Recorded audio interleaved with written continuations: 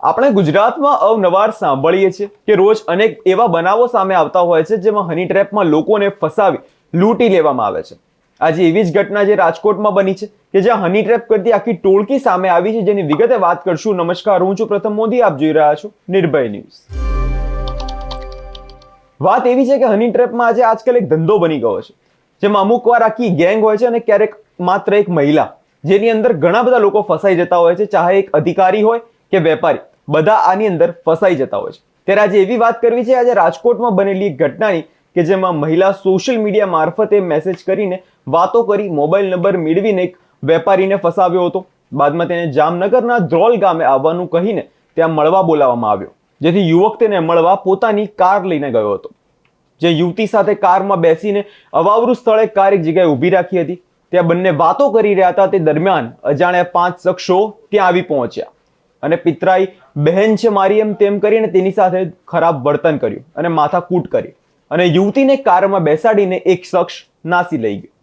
જે બાદમાં 4 લોકોએ વેપારીને ફસાવી લેવાની ધમકીઓ આપી અને 10 લાખની માંગણી કરી હતી। અંતે 5 લાખમાં નક્કી પણ થયું હતું। સાંભળ્યા વિષયે પોલીસે શું કહ્યું છે। એક હની ટ્રેપનો ગુનો સામે આવ્યો છે, જેમાં આ આરોપીઓની એમઓ એવી છે કે એ લોકો ફેસબુક ઉપરથી જો આપણે પોતાના વ્યવસાયનો, આપણી શોપનો એડવર્ટાઇઝમેન્ટ કરતા હોય તો યુટ્યુબથી, સોશિયલ મીડિયાથી એ લોકો સારા માણસોને સિલેક્ટ કરીને એના નંબર લેતા હોય। પછી આ નંબર ઉપર આ ગ્રુપની જો મહિલા મેમ્બર છે એ લોકો મેસેજ કરતી હોય, હાય, હાઉ આર યુ, એ ટાઈપના। પછી જ્યારે કોઈ સામાથી માણસ રિસ્પોન્ડ કરે તો એની સાથે એ લોકો વાત કરે, 1 મહિના લગભગ સુધી વાત કરે, પછી મળવા માટે બોલાવે। મળવા માટે જ્યારે માણસ આવે તો 2 વ્હીલરવાળા સાથે એ લોકો મળતા નથી, કેમ કે આ લોકોને એવો માનવો છે કે 2 વ્હીલરવાળો આના જો એક્સટોર્શનની મની છે આ પે કરવામાં સક્ષમ કદાચ ના હોય, તો જ્યારે કોઈ 2 વ્હીલરની વાત કરે તો લોકો ના પાડે દે, 4 વ્હીલરવાળા સાથે મુલાકાત કરે। પછી એની ફિક્સ આઈડેન્ટિફાઈડ લોકેશન છે ત્યાં લઈને આ છોકરી, આ જો ભોગ બનનાર છે એની ગાડીમાં બેસે છે અને આ સુનસાન જગ્યામાં જઈને અને પોતાના જો માણસ છે, બીજી ટીમ રહે છે, આને મેસેજથી જાણ કરે છે કે ભાઈ હું ત્યાં પહોંચી ગઈ છું, તમે લોકો આવી જાઓ। પછી 3-4 લોકોની આની બીજી ટીમ આવે છે। એ લોકો જો વિક્ટિમ છે એની સાથે મારકૂટ કરે છે। કોઈ આ જો લડકી છે જો પ્લાન્ટ કરેલી, અને કોઈ પોતાની બહેન બતાવે, કોઈ પોતાની બેટી બતાવે, કોઈ પોતાની ભાણજી બતાવે અને આ માણસ સાથે મારકૂટ કરે। પછી એ લોકો આને ધાક ધમકી, રેપ કા ગુનામાં ફસાવાની ધમકી આપે છે। એમ કરીને એ લોકો એક્સટોર્શન કરતા હોય છે। તો એવો એક અમારા ધ્યાનમાં આવ્યો। પછી એએસપી ધોરાજી અને પીઆઈ જામકંડોરણા આ બંનેને આ સૂચના આપવામાં આવી। એ બંને ફરિયાદીને કન્વિન્સ કર્યો। ફરિયાદી ઇજ્જતના ડરથી તૈયાર ન હતા ઇનિશિયલી, પછી આને સમજ કરવામાં આવી કે એફઆઈઆરમાં કોઈ જગ્યામાં તમારું નામ નહીં આવે, અમે એફઆઈઆર પણ કોન્ફિડેન્શિયલ રાખીશું। એના પછી ફરિયાદી તૈયાર થયા ઓર આમાં એક્સટોર્શનની અને લૂંટની આમાં એ લોકો ફરિયાદીને જામકંડોરણાથી બોલાયો અને આપણે જામનગરની સીમમાં એક જગ્યા ફિક્સ કરી। ત્યાં લેડીઝ કીધો કે ભાઈ ત્યાં અમારા ફાધરનું ઘર છે, તમે ત્યાં આવો। ત્યાં ગયા, પછી બાજુમાં એક સુનસાન જગ્યા લઈને ગયા। ત્યાં આની ટીમના બીજા મેમ્બર 4 આવ્યા, ફરિયાદી સાથે મારકૂટ કરી। આ લેડીઝને ત્યાંથી બીજી બાઇક પર એ લોકો ત્યાંથી રવાના કરી દીધી ઓર 4 માણસ લઈને ફરિયાદીને જામનગર ગયા। જામનગરમાં પીએમ આંગડિયાથી એ લોકો 50 લાખથી બાર્ગેનિંગ શરૂ કરી, પછી 6 લાખ ઉપર ફાઇનલી બાત થઈ। જામકંડોરણાથી એ લોકો 6 લાખ રૂપિયા આંગડિયા કર્યા। ત્યાં જામનગરના પીએમ આંગડિયામાં એ લોકો 6 લાખ રૂપિયા લઈ લીધા। પછી જામનગરથી બહાર આવીને ફરિયાદીને ધાક ધમકી આપી કે જે કોઈ એવો તમે કોઈને સૂચના કરશો તો પછી અમે લોકો તમારા વિરુદ્ધમાં રેપનો ગુના દાખલ કરી દઈશ।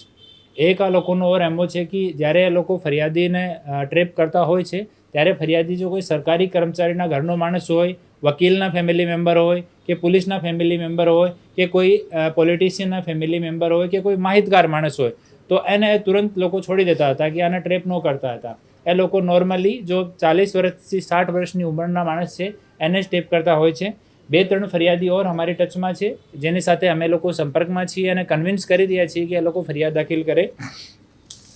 આ ગુનામાં હજુ સુધી 7 આરોપીઓને અટક કરવામાં આવ્યા છે, જેમાં વિપુલ જેઠાભાઈ સુસરા રાજકોટનો રહેવાસી છે, સવજી ઉર્ફે સાગર રાજકોટનો રહેવાસી છે, વિશાલ ભીખાભાઈ પરમાર આજી ડેમ ચોકડી રાજકોટનો રહેવાસી છે, વિજય સિંગાભાઈ જોગડિયા હડમતિયા રોડ પર ફાટક પાસે રાજકોટના રહેવાસી છે। એ 4 લોકો જો છે એનો જો ભૂમિકા છે આ ગુનામાં આ છે કે એ લોકો જો ભોગ બનનાર છે એને ટ્રેપ લડકી કરી લે, એના પછી જ સુનસાન જગ્યા છે ત્યાં જઈને મારકૂટ કરવાનું અને પછી એને ગાડીમાં બેસાડીને મની લેવા સુધીનું કામ એનું છે.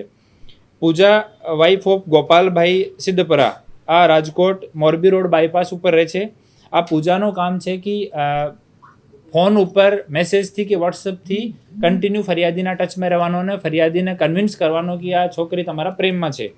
ગોપાલભાઈ સિદ્ધપરા, એનું કામ છે સિમ અને મોબાઈલ અવેલેબલ કરાવવાનું.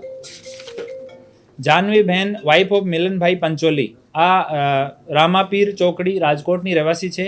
જાનવીબેનનું કામ છે જ્યારે ફરિયાદી ટ્રેપ થઈ જાય તો ફરિયાદીને ગાડીમાં બેસવાનું, કે એકચ્યુઅલમાં ફોન ઉપર વાત કોઈ ઓર કરે છે અને જાનવીબેન જઈને ત્યાં ફરિયાદી સાથે મળે છે કે હું તમારી સાથે ફોન ઉપર વાત કરતી હતી.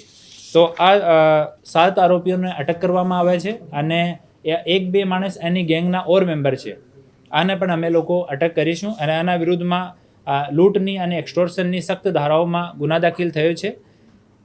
હું જાહેર જનતાને અપીલ કરું છું કે એવો કોઈ બનાવ બને તો શરમાવાની ઝીઝકવાની જરૂર નથી. આપ લોકો અમારાથી કોન્ટેક્ટ કરો.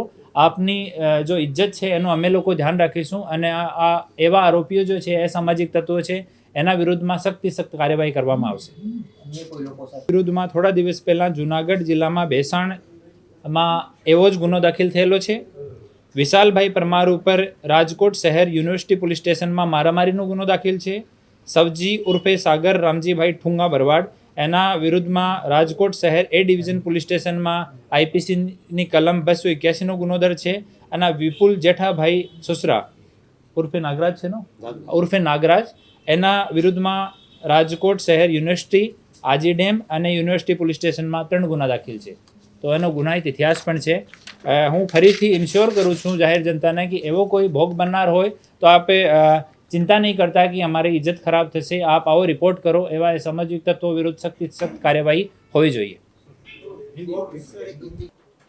પોલીસે હની ટ્રેપની ટોળકીને ઝડપી પાડી છે, જેમાં 7 લોકોની ધરપકડ થઈ છે, જેમાં 2 મહિલાઓનો સમાવેશ થાય છે.